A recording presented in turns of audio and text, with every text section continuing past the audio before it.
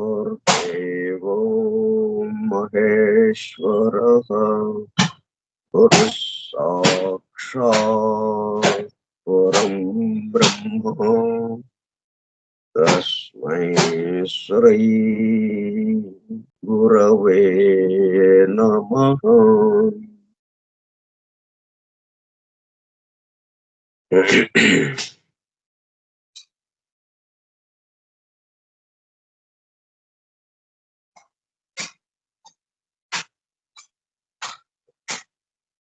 వాసుదేవ హల్లెలూయా. 22/3/2024 శుక్రవారము ఉదయం 10:15 జాఫ్రీ హడ్సన్ ద్వారా అందింపబడిన పరమ అద్భుత దివ్య గ్రంథం the hidden wisdom in the holy Bible.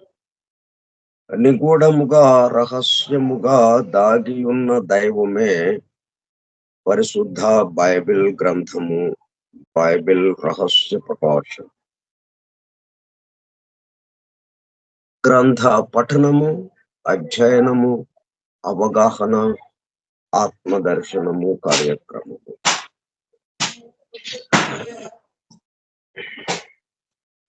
Skype group సోదర సత్యాన్వేషక బృందమునకు స్వాగతం. అందరకు నమస్కారం.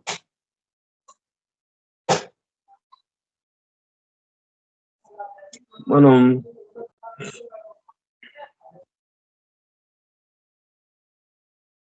గురు శ్లోకాన్ని చదవడంలో విశేషం ఏంటంటే, ఎందుకు ఇది చదవాలి మనం ఈ శ్లోకాన్ని ప్రతి కార్యక్రమం ముందు? అంటే సృష్టి ప్రారంభం ఎట్లాగవుతుంది? 3 జీవ ప్రసారాలుగా మనకు చెప్పబడుతుంది. Out pourings, first out pouring, second out pouring, third out pouring. ఇవి ఎవరి ద్వారా వస్తున్నాయి? First aspect, second aspect, third aspect. 3 మూర్తులుగా ఉన్నటువంటి ఒకే ఒక మూర్తి ఎవరైతే ఉన్నారో ఆయన 3 మూర్తులుగా మారి 3 మూర్తుల నుండి ఇదంతా ప్రసారం అవుతుంది. వాళ్ళనే మనం ఏమంటున్నాం? బ్రహ్మ, విష్ణు, మహేశ్వరుడు. అంటే సృష్టి, స్థితి, లయ. ఈ మూడిటికి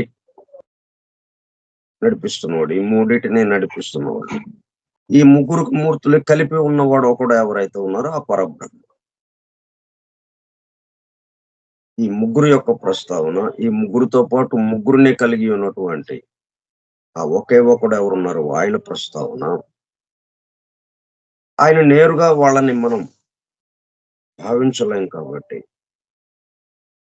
వాళ్ళతో మనం నేరుగా వ్యవహరించలేం కాబట్టి, వాళ్ళకి ప్రత్యేకగా ఒక గురువు మనకి మనకు అందుబాటులో ఉండి మనల్ని నడిపిస్తూ ఉంటాడు ఒకడు. ఆ మనల్ని ఎవరైతే గైడ్ చేస్తూ, మార్గదర్శకత్వం చేస్తూ మనల్ని నడిపిస్తున్నారో, ఆయనే ఈ మొత్తం ఇన్ని రూపాలుగా ఉండి మనల్ని ఆ ఏకత్వానుభూతికి నడిపిస్తూ ఉన్నారు. అందుకని ఆ గురువుని స్మరించుకుంటూ, ఆ గురువు యొక్క దేనికి సంకేతంగా ఉన్నాడు? ఈ ముగ్గురు మూర్తులకు సంకేతంగా. ఈ ముగ్గురు మూర్తుల యొక్క ప్రతీక అయినటువంటి పరబ్రహ్మ ప్రతీకగా. అట్లా ఈ గురు శ్లోకం మనం చదువుకుంటూ ఉన్నాం. ప్రతి కార్యక్రమం అప్పుడు. ఒకటి శ్లోకం మనం చదువుతున్నామంటే దాని అంతరార్థం, దాని యొక్క సంకేతం, దాని ప్రభావం, దాని యొక్క ఆ వైబ్రేషన్స్ యొక్క ప్రభావం ఎంతో ఉంటుంది. అంటే మనలో ఏదైతే మేల్కొనాలో అవి మేల్కొనటానికి ఉపయోగపడేటట్టుగా ఉంటుంది. అంటే మనం ఏం చేస్తున్నామో, ఎందుకు చేస్తున్నాం? ఎందుకంటే 6 ప్రశ్నలున్నాయి మనకి. Who, whom, whose, why, when, which, ఇట్లాగా 6 ప్రశ్నలున్నాయి.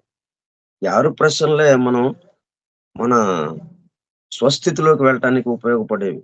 ప్రతిదాన్ని ఇలాగా ప్రశ్నించుకుంటే ఎందుకు చేయాలిది? ఓహ్! ఇందుకోసం. క్లియర్ అయిపోతుంది మనకి.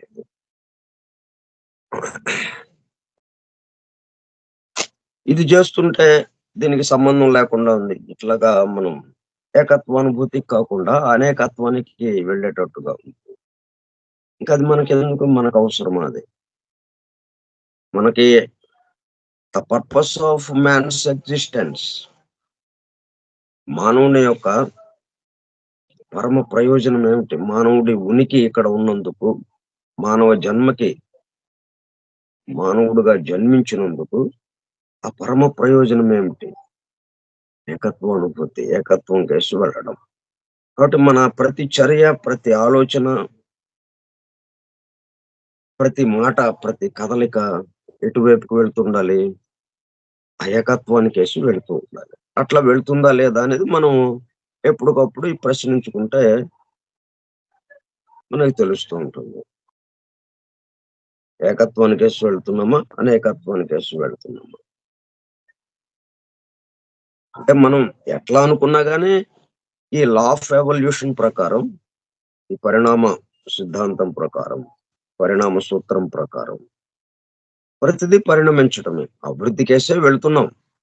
కానీ ఎప్పుడుకో మళ్ళీ అక్కడ ఆగిపోవటానికి కూడా అవకాశం ఉంది. మానవుడి దగ్గరకొచ్చేటప్పటికల్లా ఖచ్చితంగా జరిగిపోవాలన్నది లేదు ఇక్కడ. అది మన మీద ఆధారపడి ఉంటుంది. ఖచ్చితంగా జరగాలి ఎవల్యూషన్ అన్నదేమో జంతు స్థితి వరకు ఉంది. మానవ స్థితికొచ్చేటప్పటికల్లా కొంచెం వెసులుబాటు ఇతని మీద ఆధారపడి ఉంటుంది.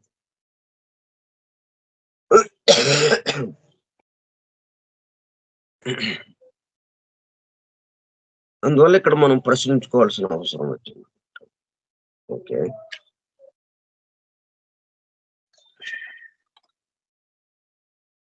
ఆల్ అంటే మనకి ఏమనుకున్నాం నిన్న?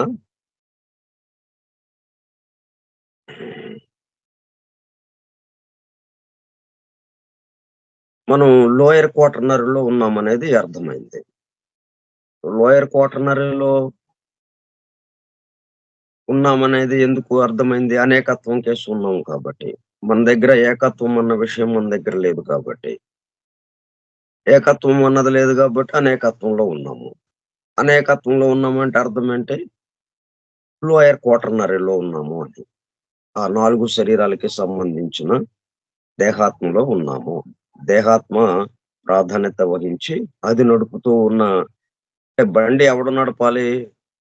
డ్రైవర్ నడపాలి. అయితే ఇక్కడ ఆ డ్రైవర్‌ని వెనక కూర్చోబెట్టి అంటే రథాన్ని ఎవరు నడపాలి? కృష్ణుడు నడపాలి. అర్జునుడు యుద్ధం చేయాలి. కానీ ఇక్కడేమైంది, అర్జునుడు రథం నడుపుతున్నట్టుగా అయిపోయింది. మనము ఈ లోయర్ క్వాటర్నరీలో ఉండేటప్పుడు కల్లా. అర్జునుడేమో వెనక కూర్చుండిపోయాడు. మరి ఆయన రథం నడిపితే గాని అది మనం దానికి సంబంధించి విజయాన్ని సాధించలేం. అందువల్ల ఇప్పుడు మనం అనేకత్వంలో ఉన్నాం కాబట్టి లోయర్ క్వాటర్నరీలో ఉన్నామన్న విషయం అర్థమైంది. లోయర్ క్వాటర్నరీ అంటే అర్థం ఏంటి? అధో చతుర్భుజి. అంటే ఇదేనా ఉంది? ఈ అధో ఉంది కాబట్టి దీనికి వ్యతిరేకంగా ఊర్ధ్వం గూడా ఉండి ఉండాలి. ఊర్ధ్వం లేకపోతే అధో ఉండదు గదా! దిగువ ఉంది అంటే ఎగువ ఉండాలి.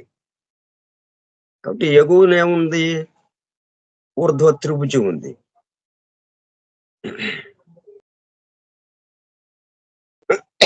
Higher triad.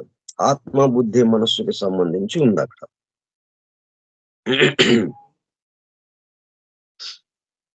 ఇప్పుడు ఆత్మ, బుద్ధి, మనస్సు హైయర్ ట్రయాడ్, లోయర్ క్వాటర్నరీ.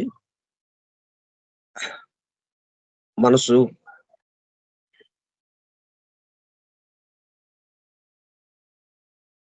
లింగ శరీరము, ప్రాణ శరీరము, భౌతిక శరీరము. ఈ 4 కలిపి ఒకటిగా. ఇప్పుడు ఈ భౌతిక శరీరము అనే రథంలో ఇద్దరుగా కూర్చున్నారు. ఇద్దరున్నారిక్కడ. ఈ రథము, ఈ భౌతిక దేహము ఒక రథము. ఈ రథం ఎవరు నడపాలి? ఈ రథాన్ని ఎట్లా డిజైన్ చేశారు? ఆత్మ, బుద్ధి, మనస్సుతో కూడుకున్నటువంటి జీవాత్మ నడపటం కోసం, అలాగే దేహాత్మను విజయ పదం కేసి తీసుకువెళ్ళటం కోసం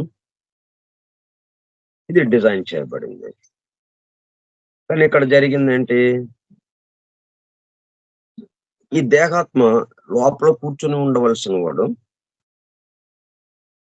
రథాన్ని నడుపుతూ ఉన్నాడు. రథం నడపవలసిన వాడు లోపల కూర్చుని ఉండిపోయాడు. అంటే ఎవరి కర్తవ్యాలు వాళ్ళు నిర్వర్తించకుండా అటు ఇటు దటు అయిందన్నట్టుగా ఉంది ప్రస్తుత పరిస్థితి. దానివల్ల మనం అనేకత్వంలోకి ఉండాల్సిన పరిస్థితి వచ్చింది. దానివల్ల ఏమైంది?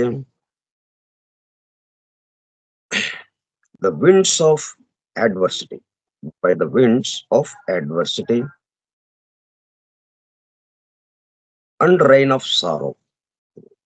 మొత్తం కష్టాలమయంగా, దుఃఖాలమయంగా, ఆపదలమయంగా. జీవితం అంటే ఇంకా సుఖము అన్నది లేదు అన్నట్టుగా. మొత్తం దుఃఖమయము అన్నట్టుగా అయిపోయింది. అయితే ఇవన్నీ ఎందుకు అంటే, నువ్వు నడుపు అని వీడి చేత అనిపించడం కోసం.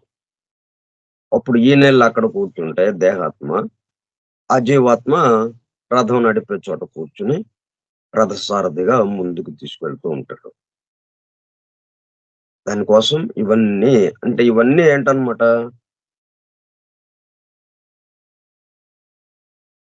The experiences of life. మొత్తం మన జీవితానుభవాలన్నీ గూడా. అవి కష్టాలవ్వచ్చు, సుఖాలవ్వచ్చు. సుఖాలైనా ఎంతసేపు, కష్టాలైనా ఎంతసేపు. ఏది మనకి ఎక్కువ సేపు ఉండటం లేదు. కొద్దిసేపు ఉండి కొద్దిసేపు కనుమరుగైపోతే ఎప్పటికప్పుడు మార్పులకి, చేర్పులకి గురవుతూ. ఈ మొత్తం జీవితానుభవాలన్నీ దేనికి పనిచేస్తున్నాయి? Combined with the interior evolutionary impulse. ఇవన్నీ ఎటుకేసి తీసుకెళ్తున్నాయన్నమాట. Interior evolutionary impulse.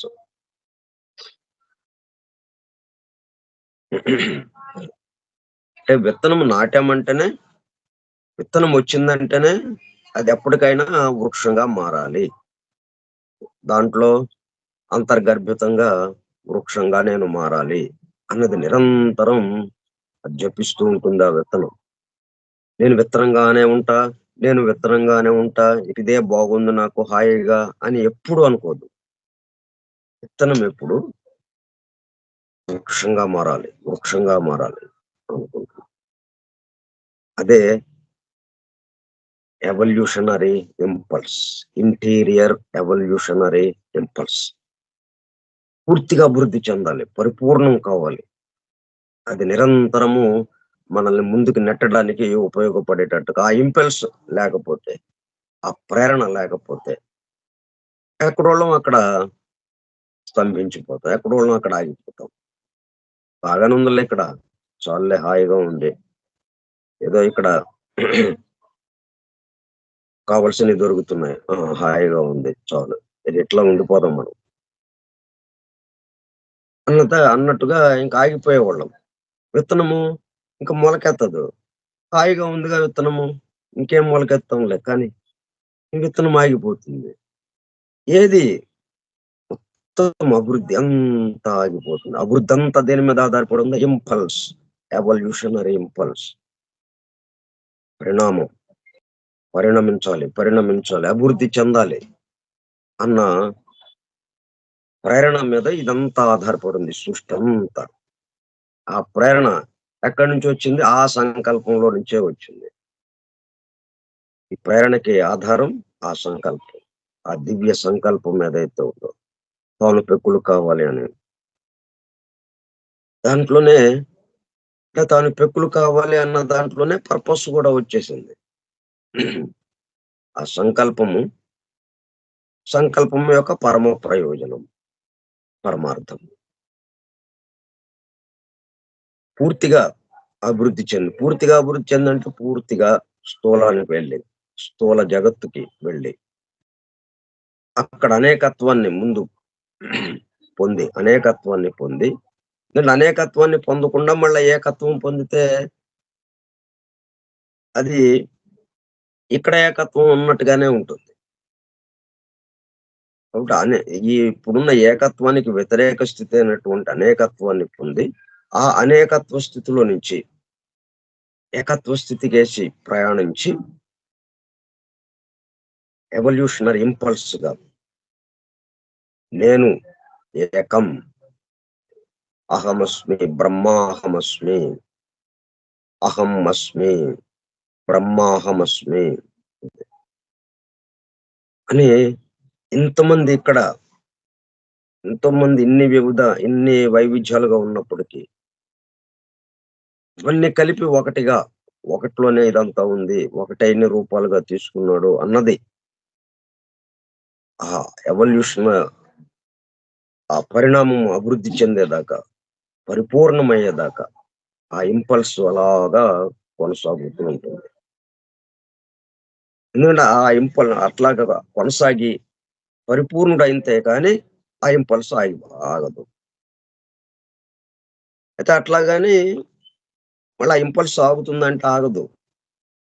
పరిపూర్ణమైన తర్వాత మళ్ళీ అపరిపూర్ణ కలిసి వెళ్దాం అనేది వస్తుంటుంది.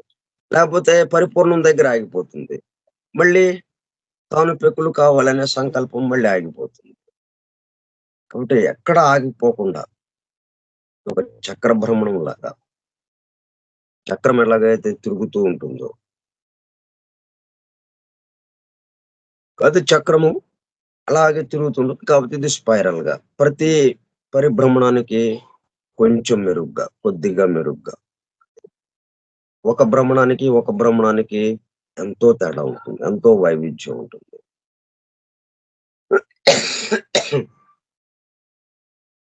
The interior evolutionary impulse bring these inherent powers. ఈ ఒక్క ఎక్స్పీరియన్సెస్, ఈ జీవిత అనుభవాలు ఒక్కటే కాకుండా, ఈ జీవిత అనుభవాలకి ఇంకొకటేది తోడుగా ఉంది.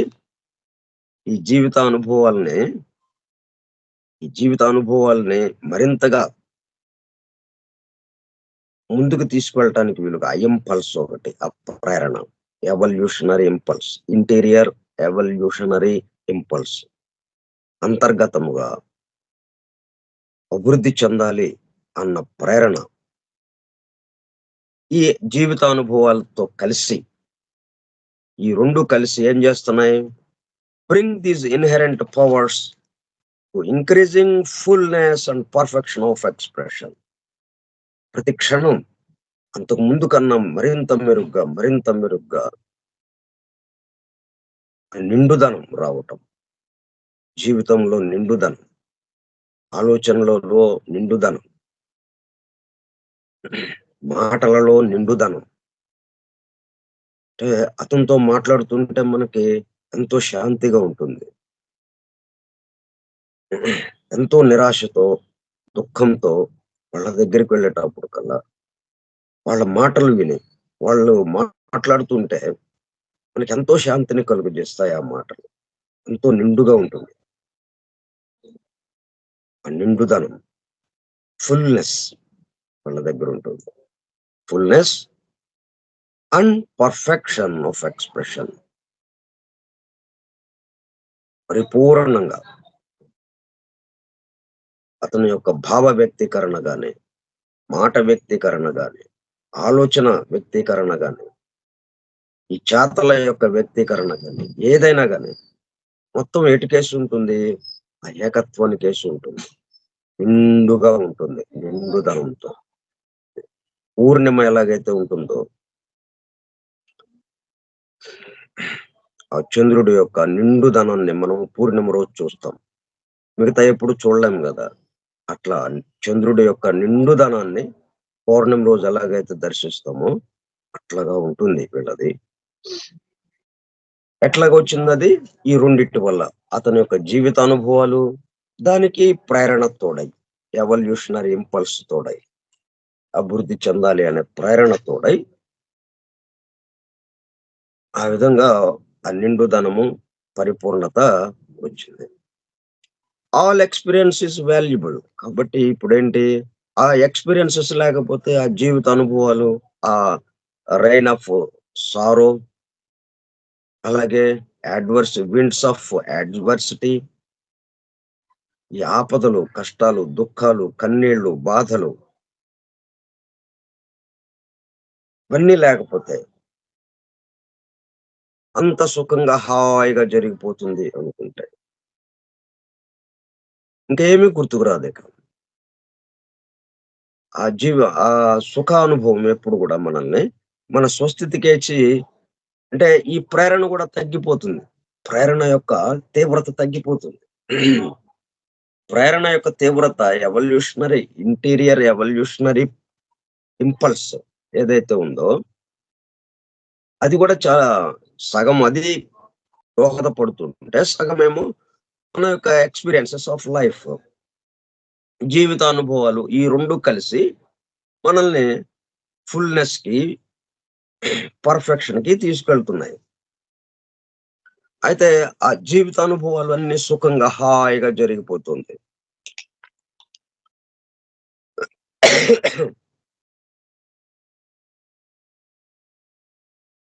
ఇప్పుడు ఈయన ఇన్ఫోసిస్ ఆయన మూర్తి గారు తన మనవడికి, అంటే కొడుకుకి 4,00,00,00,000 సంబంధించిన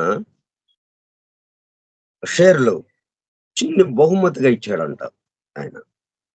వాడి వయసెంత? సంవత్సరం గూడా లేదు.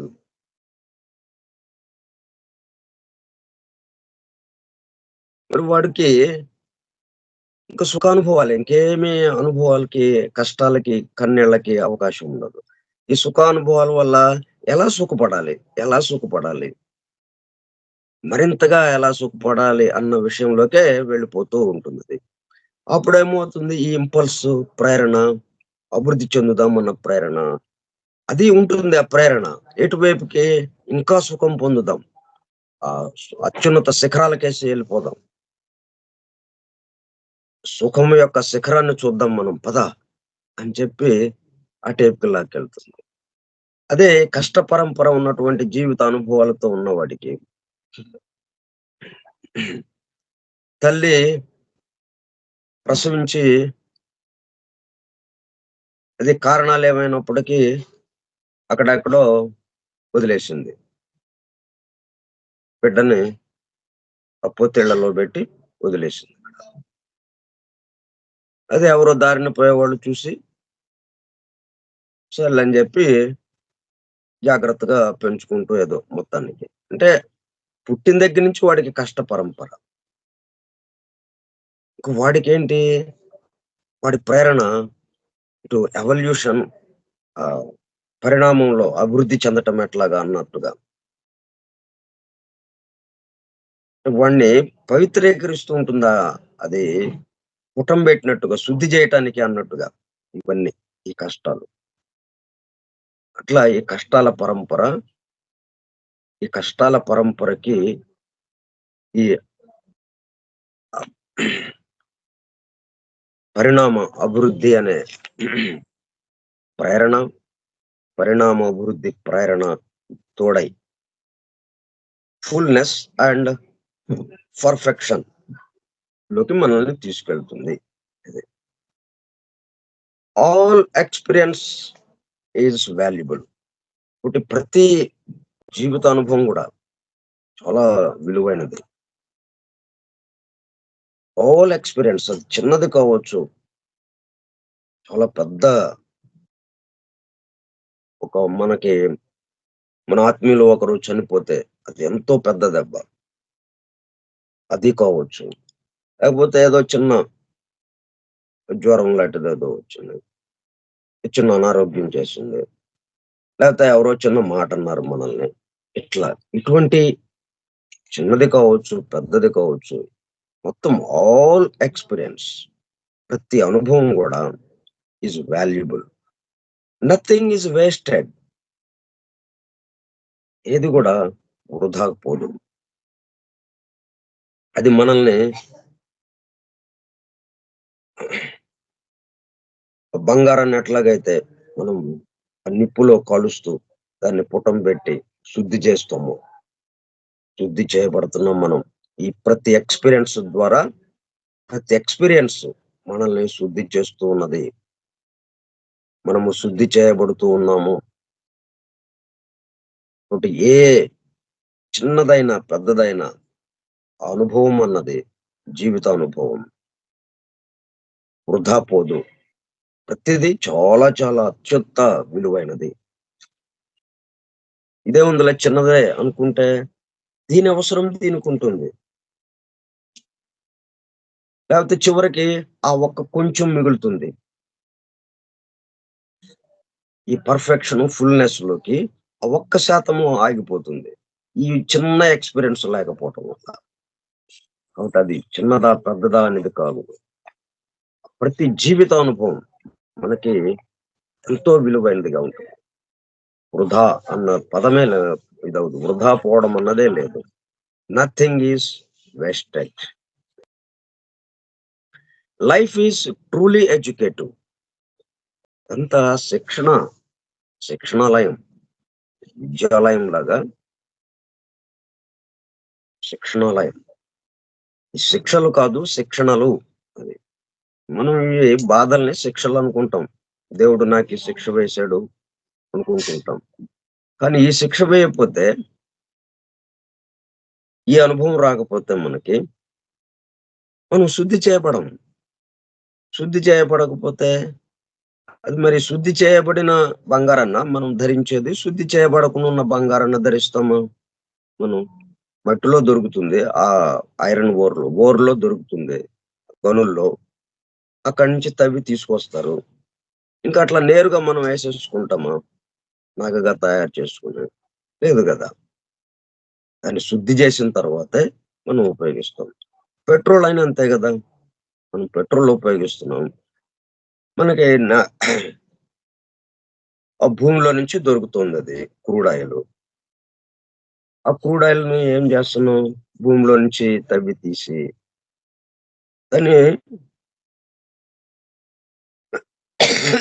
శుద్ధి జేస్తున్నాం. శుద్ధి జేసి దాన్ని పెట్రోల్‌గా మార్చుకొని, ఆ పెట్రోల్‌ని మనం వాడుతున్నాం. నేరుగా తీసింది తీసినట్టుగా, భూమిలో నుంచి వచ్చింది వచ్చినట్టుగా మనం వాడితే, అది మన వెహికల్స్‌ని నడపలేదది. నడపలేకపోగా వెహికల్ మొత్తం పాడైపోతుంది. కాబట్టి శుద్ధి చేయబడాలి మనం.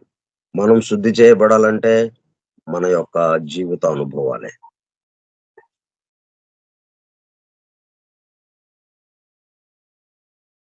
Truly educative. Life is truly educative. మన జీవితమే ఒక విద్యాలయం లాంటిది.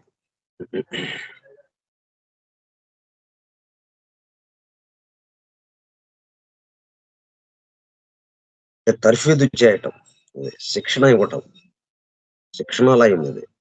ప్రతిదీ మనకి శిక్షణనిస్తూ ఉంటుంది. మనం ఏదైనా ఒక పని చేయాలంటే దానికి ఇప్పుడు ఫిట్టర్ పనో, ఎలక్ట్రీషియన్ పనో, ఈ రకరకాల పనులున్నాయి. అలాగే వడ్రంగము, కార్పెంటరీ వర్క్, ఇట్లాగే చాలా చాలా రకాలైన పనులున్నాయి. అవన్నీ మరి మనం శిక్షణ తీసుకోకుండా నేరుగా పని చేయలేము గదా! అవన్నీ శిక్షణ తీసుకోవాలి మనం. వాటిల్లో నిపుణత్వం సాధిస్తేనే ఇక్కడ మనం చక్కగా పని చేయగలుగుతాం. అట్లా శిక్షణ లాంటివి ఇవన్నీ ఈ జీవిత అనుభవాల ద్వారా మనము శుద్ధి చేయబడుతూ ఆ ఫుల్‌నెస్, పర్ఫెక్షన్‌లోకి మనం వెళ్ళగలుగుతున్నాము. ఆ ఏకత్వానుభూతిలోకి వెళ్ళటానికి అవకాశం ఏర్పడుతుంది. Egoic unfoldment and bodily development proceed simultaneously. తర్వాత ఇక్కడ మరి ఇద్దరున్నాం గదా!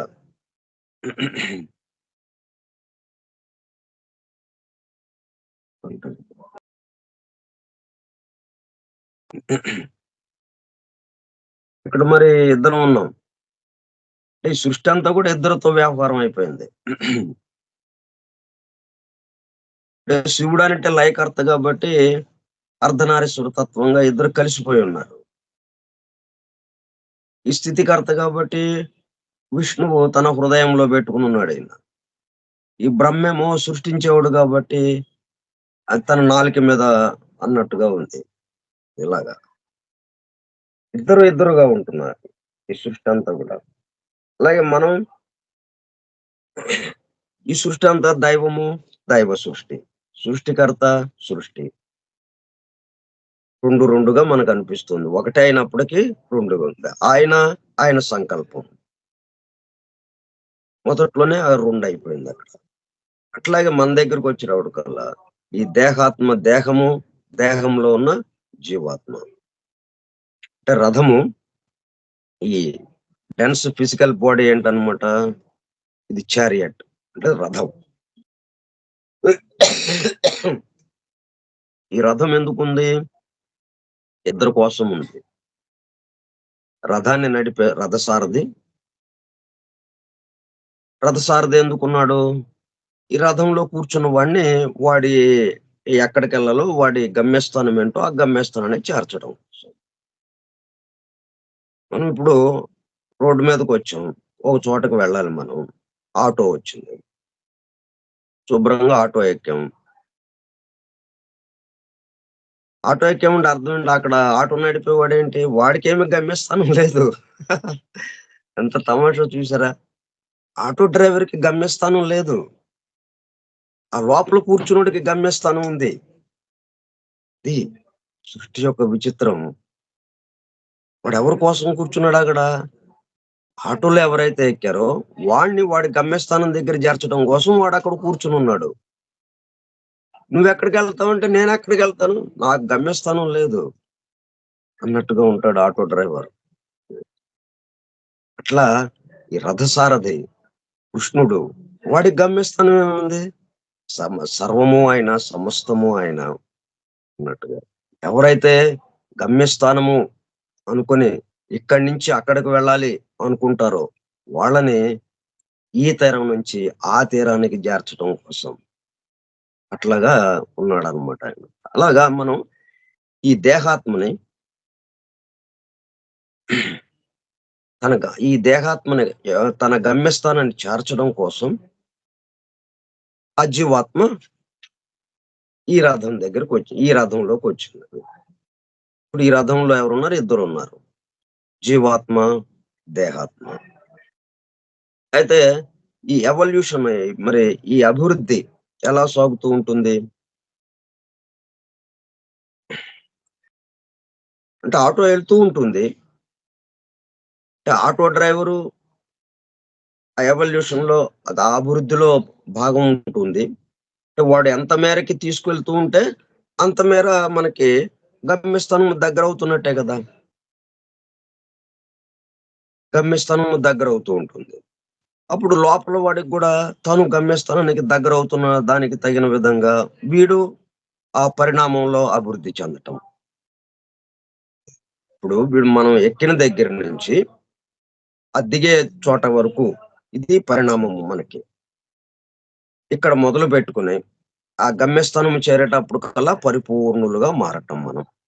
గమ్యస్థానం అంటే ఏంటి? పరిపూర్ణత్వం, నిండుదనము, పరిపూర్ణత్వం. ఇప్పుడు ఎల్లే కొంది ఏంటి? కొంత అభివృద్ధి చెందుతున్నట్టే కదా. దగ్గర అవుతున్నాం, పరిపూర్ణత్వానికి దగ్గర అవుతున్నాం అంటే అభివృద్ధి చెందుతున్నట్టే కదా. కాబట్టి ఇద్దరి అభివృద్ధి దీంట్లో ఉంటుంది అన్నట్టుగా. వీడికి అభివృద్ధి ఏం లేదు, ఆ డ్రైవర్‌కి సారథికి, రథ సారథికి వాస్తవంగా అభివృద్ధి ఉండదు. ఎందుకంటే వాడు దాంట్లోనే ఉన్నాడు అభివృద్ధి.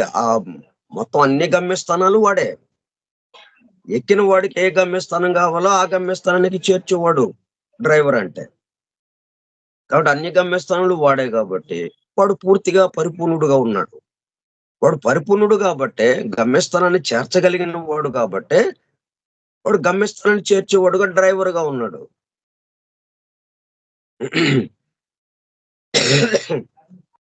అందువల్ల ఇప్పుడేమవుతుంది?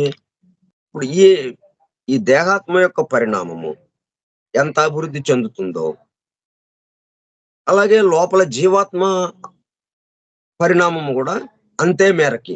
అంటే ఇద్దరు సమంగా అభివృద్ధి చెందుతున్నట్టుగా ఉంటుందన్నమాట. ఈ జీవాత్మ పరిణామము, దేహాత్మ పరిణామము సైమల్టేనియస్‌గా ఒకే రకంగా జరుగుతూ ఉంటుంది. ఎందుకంటే వాడు ముందుకెళ్ళిపోతే మళ్ళీ వీడు ఎనకబడిపోతాడు గదా. అట్లా జరగటానికి లేదు. ఎందుకంటే ఒకే రథంలో ఉన్నారు గాబట్టి, ఒకడు ముందెళ్ళటానికి, ఒకడు ఎనకబడటానికి లేదు గదా. ఆటో స్పీడ్‌గా ఎళ్ళిపోయింది. వీడు అక్కడే నిలబడైపోయాడు అని అనటానికి లేదు గదా. వీడు ఆటోలోనే ఉన్నాడు. వీడు రథంలోనే ఉన్నాడు. కాబట్టి రథం ఎక్కడి దాకా వెళితే ఇద్దరు సమంగా అక్కడి దాకా వెళ్ళినట్టే. వీడికేమో గమ్యస్థానము దగ్గరవుతోంది. పరిపూర్ణులుగా మారిపోతున్నాం మనము. ఆ ఏకత్వానుభూతికి వెళుతున్నాము అన్నట్టుగా ఈ దేహాత్మకుంటుంది. జీవాత్మకేమో ఈ దేహాత్మని చక్కగా ఆ పరిపూర్ణ స్థితికి తీసుకువెళ్తున్నాను అన్న భావనతో వీడు అంత అభివృద్ధి చెందుతున్నట్టుగా ఉంటుంది వాడికి. కాబట్టి ఇక్కడ మనం సైమల్టేనియస్‌లీ అంటే ఏకకాలంలో ఇద్దరి యొక్క పరిణామము psy egoic unfoldment and bodily development proceed simultaneously. ఆ జీవాత్మ యొక్క అన్‌ఫోల్డ్‌మెంట్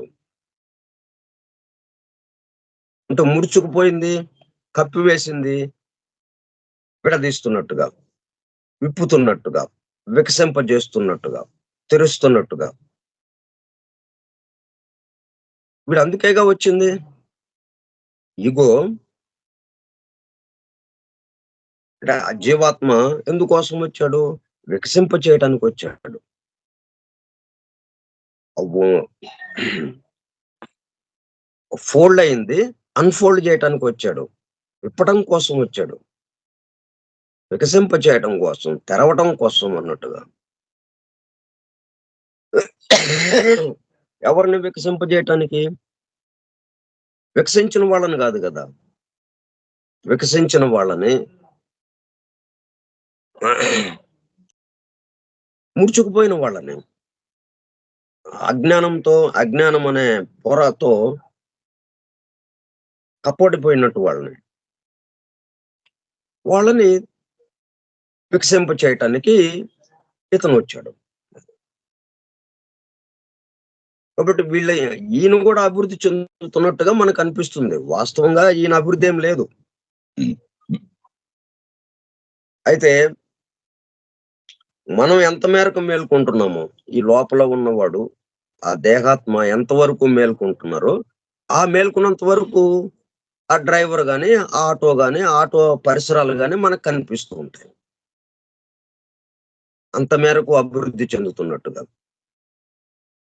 అంటే మనం ఎంత మేరకు వాటి పట్ల మేల్కొంటున్నామో, దానికి అనుగుణంగా చుట్టూ ఉన్నది గూడా మేల్కొంటున్నట్టుగా, చుట్టూ ఉన్నది గూడా అభివృద్ధి చెందుతున్నట్టుగా ఎవల్యూషన్‌లో మనకు అనిపిస్తూ ఉంటుంది. అందుకనే మనకి జీవాత్మకి అభివృద్ధి లేకపోయినా, జీవాత్మ అభివృద్ధి చెందాల్సిన పని లేదు గదా! వాడు అభివృద్ధి చెందేవాడైతే వీడినే అంటేసుకుని వాడెక్కడ చెందుతాడు? వాడి అభివృద్ధి ఏదో వాడు నా అభివృద్ధి నేను చూసుకోవాలా బాబు. నీ అభివృద్ధిది నేనెక్కడ చూసుకోనని జెప్పి వాడి దారిన వాడెళ్తాడు. ఇంకొకడిని అభివృద్ధి చేయమని పంపించామంటే అర్థమేంటి? ఈ దేహాత్మని పరిపూర్ణులుగా మార్చాలి. ఈ దేహాన్ని ఈ అధో చతుర్భుజిగా ఏవైతే ఉన్నాయో వీటిని ఊర్ధ్వ త్రిభుజికి అనుసంధానం చేసి మొత్తం కలిపి ఒక ట్రయాంగిల్‌గా మొత్తం కలిపి 3 ఆ పైన, కింద 4 కలిపి ఒక పిరమిడ్ లాగా.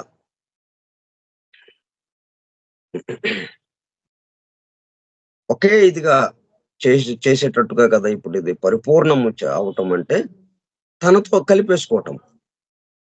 పరిపూర్ణుడే ఆ పని చేయగలుగుతాడు. అయస్కాంతమే ఇనుప ముక్కని అయస్కాంతంగా మార్చగలుగుతుంది. ఇనుప ముక్క కలిసి అయస్కాంతం అవ్వవు గదా!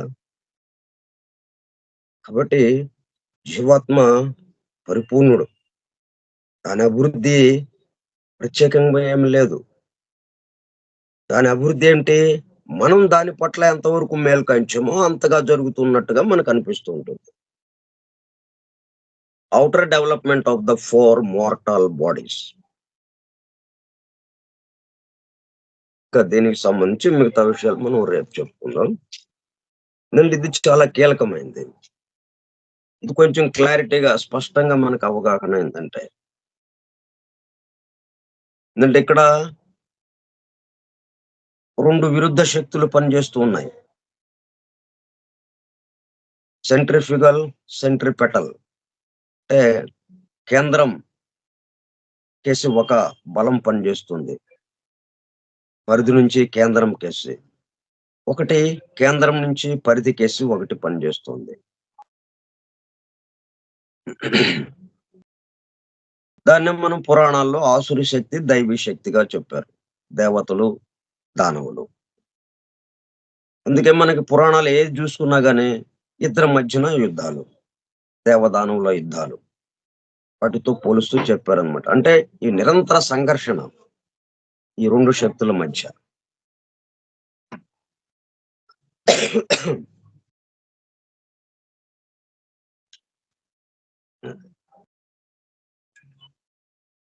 ఓకే. దీనికి సంబంధించి ఇంకా మరిన్ని వివరాలు రేపు చెప్పుకుందాం. స్వస్తి ప్రజాభ్యః పరిపాలయంతాం న్యాయేణ మార్గేణ మహిం మహిషాః. ఓ బ్రాహ్మణేభ్యః శుభమస్తు నిత్యం. లోకాః సమస్తాః సుఖినో భవంతు. లోకాః సమస్తాః సుఖినో భవంతు. లోకాః సమస్తాః సుఖినో భవంతు. ఓం శాంతి శాంతి శాంతిః. ఇప్పుడు ఇక్కడ ఇంకో తమాషా ఏంటంటే మనం ఆటో ఎక్కామంటే మనం ఎక్కడ దిగాలో అక్కడ దింపుతాడు వాడు. వాడికి సంబంధం లేదన్నట్టుగా ఉంటుంది. కానీ ఇక్కడ మన ఉదాహరణలో ఆటో ఏంటి? ఈ రథం నన్ను పలానా చోటకి తీసుకెళ్ళండి. నా గమ్యస్థానం అది. అంటే మనం ఏం గమ్యస్థానం నిర్ణయించుకుంటాం? అనేకత్వంలో ఉన్నవాళ్ళం. మనం ఈ భౌతిక సుఖాలకి సంబంధించి స్థూల స్థూల జగత్తుకు సంబంధించి ఇంద్రియ సుఖాలు వీటికి సంబంధించిన గమ్యస్థానానికి చేర్చమంటాం. ఇంకా ఎక్కువ సుఖం మాకెక్కడ దొరుకుతుందో అక్కడికి తీసుకువెళ్ళండి అంటాం. కానీ ఆ సారథి ఉన్నాడే రథ సారథి, సరే అట్లాగే కూర్చోండి తీసుకెళ్తానంటాడు. తీసుకెళ్తానని ఎక్కడికి తీసుకువెళ్తే మనకి సమస్తం పరిపూర్ణులుగా అయిపోతాము. తెలియవలసిందేది లేనట్టుగా ఉంటుందో అక్కడికి తీసుకువెళ్తాడు. ఇక్కడికి తీసుకెళ్ళినట్టు కొద్ది కాలం కొంత సమయం మనం అడిగిన చోట్లకి తీసుకెళ్తున్నట్టుగా ఉంటుంది. కానీ అక్కడికి వెళ్ళిన తర్వాత ఇది బాగోలేదు. ఇంకొక చోటకెళ్దాం. ఇది అంతగా నచ్చలేదు అని అంటాం. సరేనని చెప్పి ఇంకో చోటకి. అక్కడ సుఖాలు బాగా ఉన్నాయి. కాసేపు సుఖంగా ఉంది. అంతా బాగుంది. హాయిగా ఉంది. మళ్ళా విసుగొచ్చేసింది. ఎందుకంటే లోపల ఒక ప్రేరణ ఉంది మనకి. ఇంపల్స్ ఒకటి. మనం సరైన దారిలోకి వెళ్ళేదాకా, ఆ ఏకత్వానుభూతికి వెళ్ళేదాకా మనల్ని నిద్రపోనివ్వదు ఆ ఇంపల్స్. అతను గూడా ఆ రథసారథి గూడా చూస్తూ ఉంటాడు. జాగ్రత్తగానే గమనిస్తూ నెమ్మదిగా మనం ఎక్కడికి వెళ్తే పరిపూర్ణులుగా మారతామో ఇక అక్కడ గమ్యస్థానానికి చేరుస్తూ ఉంటాడు. ఇక్కడ జరిగేది. ఓకే అండి. ఓపికగా విన్నటువంటి సోదర సత్యాన్వేషక బృందమునకు ధన్యవాదములు. Thank you all. Vasudeva. Hallelujah. నమస్తే సార్. ఓకే. థ్యాంక్ నమస్తే యూ సార్. సార్. ఆ!